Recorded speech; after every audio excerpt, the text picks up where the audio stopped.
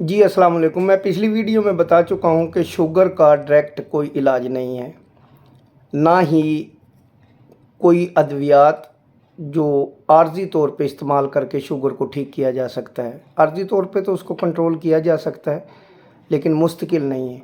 यहाँ मरीज़ों की मेमोरी बना दी गई है, उनमें एक खौफ पैदा कर दिया गया है कि शुगर लाइलाज मर्ज़ है, इसका कोई इलाज मौजूद नहीं है, आप बस दवाई खाते रहें, इसको कंट्रोल करें। उससे पेचीदगियाँ बढ़ जाती हैं और मरीज़ मुख्तलिफ़ अमराज़ में घिर जाता है। या कुछ ऐसे लगा लें, मेरे पास एक पेशेंट आया तो वो इंतहाई वीक था, चला भी नहीं जा रहा था, प्रोटीन की इंतहाई कमी थी। तो मैंने रिपोर्ट्स चेक की तो शुगर का मरीज़ था।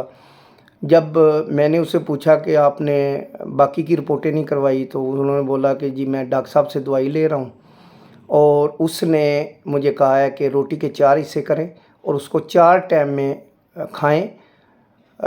चूँकि रोटी में शुगर है, इसलिए आपकी शुगर बढ़ती है, आप दुआ खाएं और ग़िज़ा से थोड़ा सा परहेज़ करें, मीठी ग़िज़ाओं से परहेज़ करें।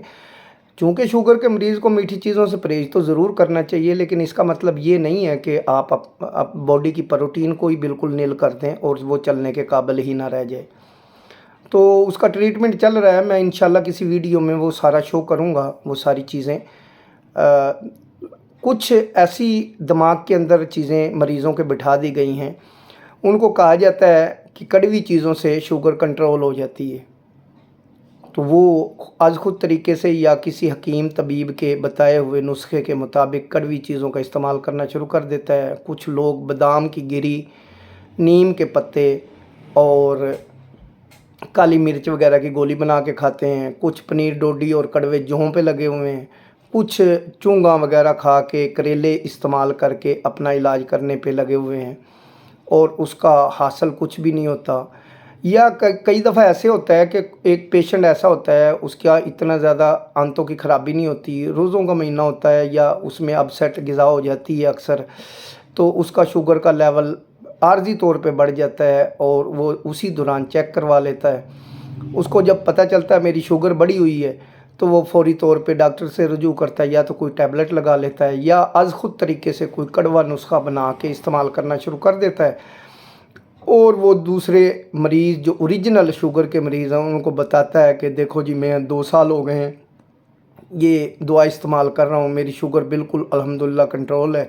हालांकि उसका शुगर का मसला था ही नहीं और उसने भी अपने आप को, अपनी मेमोरी को शुगर पे ही लगाया हुआ है। वो मानने के लिए तैयार ही नहीं है कि मेरी आंतें ख़राब हैं, उसकी वजह से जिगर का तनासब जो है, अनबैलेंस है, वो सिर्फ़ इस चक्कर में लगा हुआ कि नहीं जी शुगर है और इसको कंट्रोल किया जाना है। इस तरह से बिगाड़ पैदा होते हैं। बहुत से पेशेंट ऐसे हैं जो बेचारे, उनको पता ही नहीं है कि उनका, ना उनके पास रिपोर्ट है, ना उनको पता है। अगर उसको पता चल जाए कि ये मेरे जिगर का मेटाबॉलिज्म ख़राब है और उसकी वजह से खून गाढ़ा या मसलन फैटी लीवर या ट्राइग्लिसराइड बढ़ा हुआ है, तो वो अगर रिपोर्ट करवाए और उसका इलाज हो जाए तो मुस्तकिल तौर पे ठीक हो जाता है। जब उनकी मेमोरी, उनकी सोच ही नहीं है, तो हम उनको क्या कहें। हमारे पास पेशेंट आते हैं, जब हम उनको रिपोर्ट देखते हैं तो रिपोर्ट में या यूरिन की रिपोर्ट मिलती है, सीबीसी मिलती है या HbA1c हुआ होता है और वो मुसलसल दवाइयों पे लगे होते हैं। कईयों के पाँव पे ज़ख़म हुआ होता है और वो रोज़ाना की बुनियाद पे पट्टी करवाते हैं, चेक करवाते हैं, आहिस्ता आहिस्ता वो अंगूठा कट जाता है, फिर उसके बाद पाँव और उसके बाद टांग कट जाती है। उनको पता ही नहीं होता कि हमारा लीवर फैटी या खून गाढ़े की वजह से खून जो है वो पाँव की तरफ पहुंच नहीं पा रहा और उसकी वजह से ये ज़ख़म ठीक नहीं हो रहा। अगर उनकी रिपोर्ट करवाई जाए, lipid profile, uric acid, RFT, LFT, abdominal ultrasound करवाया जाए, तो पता चल जाता है कि जिगर का मेटाबॉलिज्म अगर ख़राब है तो उसको ठीक किया जा सकता है, खून गाढ़ा तो उसको पतला किया जा सकता है, उसमें ज़ख़म भी ठीक हो जाता है, यूरिक एसिड कोलेस्ट्रॉल ज़्यादा है तो उसका इलाज किया जाता है और शुगर का लेवल भी अपनी जगह पे आ जाता है। ये इसका मुस्तकिल इलाज है। लेकिन चूँकि एक पेशेंट की मेमोरी बना दी गई है, बहुत कम लोग हैं जो इत्माद करते हैं, एतबार करते हैं। हज़ारों ऐसे लोग मौजूद हैं, काफ़ी की मेरे पास रिपोर्ट्स वगैरह, और जिनका 6-6 साल हो गए हैं, शुगर का इलाज किया है, वो बिल्कुल ठीक हैं, आज दिन तक चेक करवाते हैं, उनकी दोबारा शुगर नहीं बढ़ी, उनकी आंतें ठीक हैं, आंतों के हवाले से ग़िज़ा उनको डाइजेस्ट करके दिए। تو جو مان جاتے ہیں وہ ٹھیک ہو جاتے ہیں۔ زیادہ تر تعداد میں لوگوں کو بس ایک ہی خوف ہوتا ہے کہ جی کھانے میں بھی شوگر ہے، یہ بھی شوگر ہے، ادھر بھی شوگر ہے، روٹی میں بھی شوگر ہے، اور وہ غذا وغیرہ چھوڑ دیتے ہیں، ان میں پروٹین کی کمی ہو جاتی ہے۔ اکثر مریضوں کا اگر ایل ایف ٹی چیک کیا جائے تو ان کا بائل بڑا ہوتا ہے، اے ایل ٹی بڑی ہوتی ہے، کیونکہ اے ایل ٹی جگر میں پروٹین کو جذب کرتی ہے، لہٰذا وہ پروٹین جذب نہیں ہو رہی ہوتی۔ اے ایس ٹی باڈی میں پروٹین جذب کرتی ہے، وہاں باڈی میں پروٹین جذب نہیں ہو رہی ہوتی۔